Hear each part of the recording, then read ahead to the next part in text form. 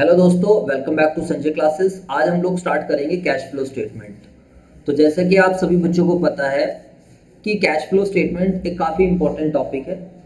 आपको इसका जो है एग्जाम में एक क्वेश्चन तो पूरा मिलेगा, फुल फ्लैज क्वेश्चन जिसको बोलते हैं। 6 नंबर तक का आता है इसका क्वेश्चन बच्चों, और एक एक नंबर के भी एक या दो क्वेश्चंस मिल जाएंगे आपको इसके, ठीक है। और साथ में ये वाला चैप्टर आपको प्रैक्टिकल में भी हेल्प करता है। प्रैक्टिकल में भी आपको एक क्वेश्चन इसका देखने को मिलेगा।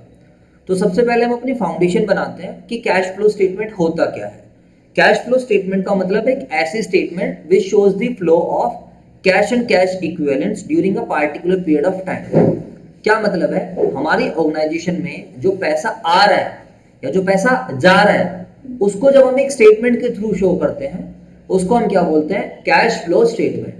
एक तरीके से कैश अकाउंट है, एक तरीके से क्या है ये कैश अकाउंट। लेकिन कैश अकाउंट का एक अनदर वर्जन है, ये कैश अकाउंट का एक बढ़िया वाला वर्जन है। कैश अकाउंट ये नहीं शो करता किस एक्टिविटी से कितने पैसे आए। कैश अकाउंट खाली क्या शो करता है, इतना पैसा आया और इतना पैसा गया। समझ में आई बात या नहीं? जवाब दो यार। कैश अकाउंट खाली क्या शो करता है, इतना पैसा आया और इतना पैसा गया।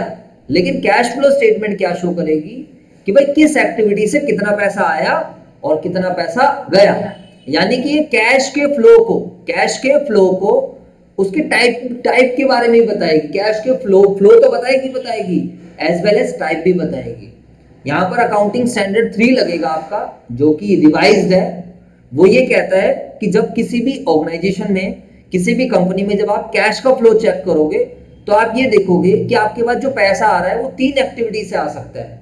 कौन सी एक्टिविटी से आ सकता है? 3। और वो 3 एक्टिविटीज कौन कौन सी हैं? Cash flow from operating activities, cash flow from investing activities and cash flow from financing activities. मैं आप सभी बच्चों को कहूंगा आप इसी ऑर्डर में ध्यान रखोगे।